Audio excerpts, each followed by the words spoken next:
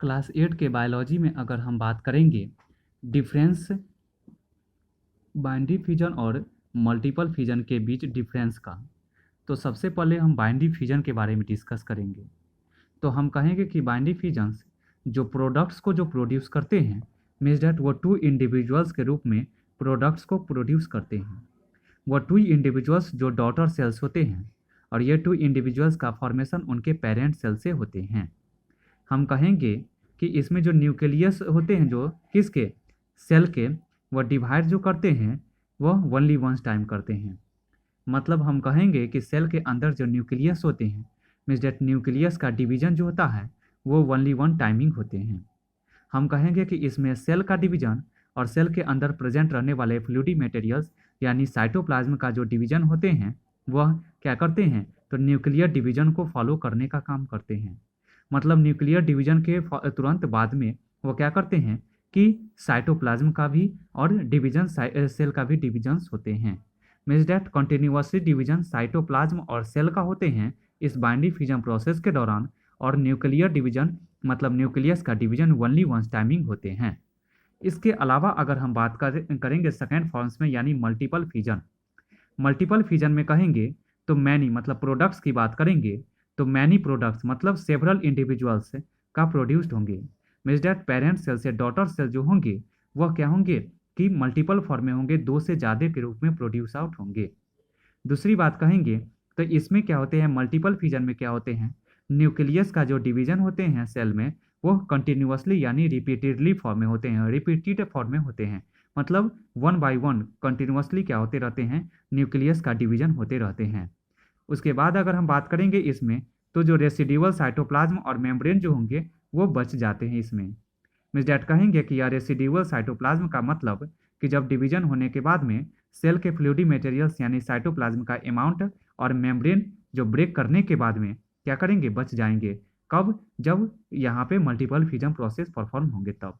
मल्टीफिजन process perform के दौरान cyst भी जो है सो इन्वॉल्व होते हैं, और यह सिस्ट जो आउटर प्रोटेक्टिव लेयर के रूप में प्रेजेंट होते हैं, और यही सिस्ट जो आउटर प्रोटेक्टिव लेयर जब डिवाइड करते हैं तो वही फाइनली रूप में वो रेसिड्यूअल रिमेनिंग बचे हुए मटेरियल्स के रूप में रह जाते हैं। कहाँ पे, तो हमारे इस मल्टीपल फिजन प्रोसेस के दौरान। अब अगर हम बात करेंगे एक्सटर्नल फर्टिलाइजेशन और इंटरनल फर्टिलाइजेशंस के डिफरेंस का, तो हम सबसे पहले अगर हम बात करेंगे किसका, तो हम एक्सटर्नल फर्टिलाइजेशंस का।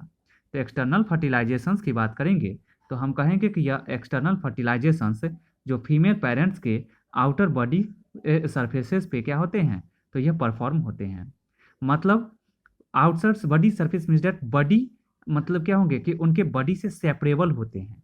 मतलब उनके बॉडी से मतलब पेरेंट फीमेल पेरेंट्स जो होते हैं उनके बॉडी के क्या होते हैं, आउटर फॉर्म में क्या होते हैं, तो यह जो है सो एक्सटर्नल फर्टिलाइजेशंस होते हैं।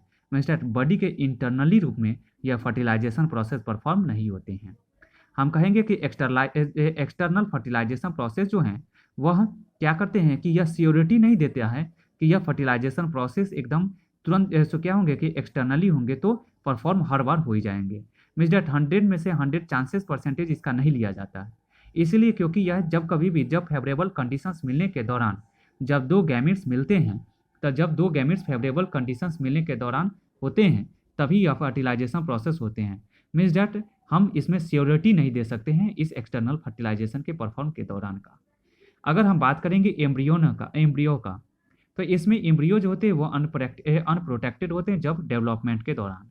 मीन्स डैट क्यों, क्योंकि यह एम्ब्रियो और अनप्रोटेक्टेड इसलिए होते हैं क्योंकि यह जो है सो ओपनली होते हैं, और मीन्स डैट अनप्रोटेक्टेड डेवलपमेंट के दौरान इसलिए होते हैं क्योंकि यह एक्सटर्नल प्रेजेंट रहते हैं, और एक्सटर्नल प्रेजेंट रहने के कारण यह सिर्फ और सिर्फ अपने आउटर प्रोटेक्टिव लेयर से ही घिरे होते हैं, और किसी भी मैकेनिकल और शॉक के कारण वो स्टक के कारण वह आसानी से ब्रेकडाउन भी हो सकते हैं, क्योंकि यह बॉडी के इंटरनल ऑर्गन्स के द्वारा और इंटरनल पार्ट्स में प्रेजेंट नहीं होने के कारण कम्प्लीटली भी प्रोटेक्टेड नहीं हो पाते हैं।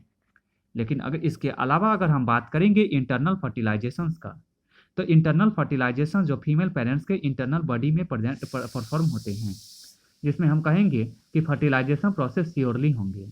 बेस्ट एग्जाम्पल्स के रूप में लेंगे अगर ह्यूमन बींग्स के अंदर फीमेल का, तो 9 मंथ्स के जो प्रेगनेंसी पीरियोडिसिटी जो चलते हैं फीमेल्स में, मीन्स डैट वो बॉडी के इंटरनली परफॉर्म होते हैं, और वो बॉडी के इंटरनली जो परफॉर्म होते हैं मीन्स दैट वो सबसे पहले इंटरनल फर्टिलाइजेशन को रिप्रेजेंट करने का काम करते हैं। इसके अलावा बात करेंगे तो इस दौरान फर्टिलाइजेशन प्रोसेस श्योरली भी होते हैं। श्योरली का मतलब है कि इसमें फिक्स है कि मेल से गैमीट जो स्पर्म रिलीज होंगे और फीमेल से गैमीट जो होंगे ओवम, जब दोनों मिलेंगे तो फाइनली रूप में जायगोट का कंडीशंस को परफॉर्म करने का काम करेंगे। दूसरी बात कहेंगे तो इस इंटरनल फर्टिलाइजेशंस में जो एम्ब्रियो हैं वो क्या होते हैं, वो प्रोटेक्टेड होते हैं कब, डेवलपमेंट के दौरान। मीन्स दैट अगर प्रेगनेंसी के दौरान अगर हम बात करेंगे तो दो स्टेज जो आते हैं, जो इनिशियल स्टेज जो प्रेगनेंसी का जो 3 मंथ्स का पीरियोडिसिटी ट्राइसेमेस्टर स्टेज जो वह इनिशियल स्टेज कहलाता है, जबकि 3 महीने के बाद का समय जो होता है वह 9 मंथ्स पीरियोडिसिटी का फाइनल स्टेज तक का आना जो मैच्योर स्टेज कहलाते हैं। और उस दौरान जो बेबी का प्रॉपर ग्रोथ और डेवलपमेंट होते हैं, मीन्स दैट एम्ब्रियो से जो वो हमारा क्या करते हैं, डेवलपमेंट होते हैं, मतलब एम्ब्रियोनिक स्टेज से मैच्योर स्टेज तक जो डेवलपमेंट होते हैं, स्टेप आते हैं, मीन्स दैट उसमें वेल प्रोटेक्शन प्रोवाइड जो होते हैं वह सिर्फ और सिर्फ इंटरनल फर्टिलाइजेशन के ही दौरान होते हैं। अगर हम बात करेंगे इसके अलावा सेल पॉलिनेशन का और क्रॉस पॉलिनेशन प्रोसेस के बीच डिफरेंस का, तो हम कहेंगे अगर सबसे पहले अगर हम बात करेंगे किसका, तो सेल पॉलिनेशन का।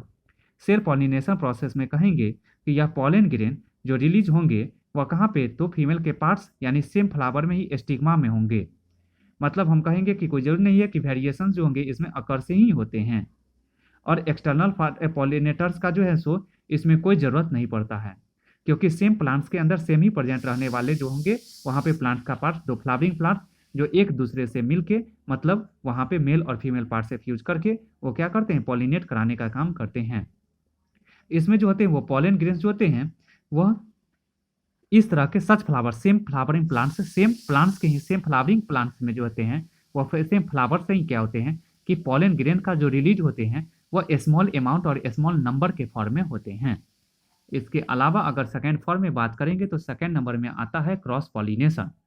क्रॉस पॉलिनेशन में कहेंगे तो इसमें पॉलन ग्रेन का जो ट्रांसमीटर जो होते हैं वह कहाँ से होते हैं, तो to stigma of one another flower, मतलब वन फ्लावर से अनदर फ्लावर, मतलब वेन एक अगर मेल प्लांट का अगर फ्लावर है तो दूसरा जो है अगर फीमेल है तो उस दौरान क्या करते हैं कि फीमेल फ्लावरिंग प्लांट्स यानी स्टिग्मा में क्या होते हैं कि पॉलन ग्रेन्स का ट्रांसफर होते हैं।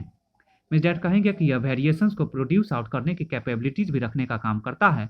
और एक्सटर्नल पॉलिनेटर्स, जैसे कि एक्सटर्नल पॉलिनेटर्स में जो हमारा कौन आ जाएंगे, तो हनी बी आएंगे, वो इंपॉर्टेंट रोल प्ले करने का काम करेंगे क्रॉस पॉलिनेशन को परफॉर्म करने के लिए। मीन्स दैट इसमें वेरिएशंस भी प्रोड्यूस्ड होंगे और पॉलन ग्रेन्स भी लार्ज अमाउंट्स में प्रोड्यूस्ड आउट होंगे क्रॉस पॉलिनेशन प्रोसेस के दौरान।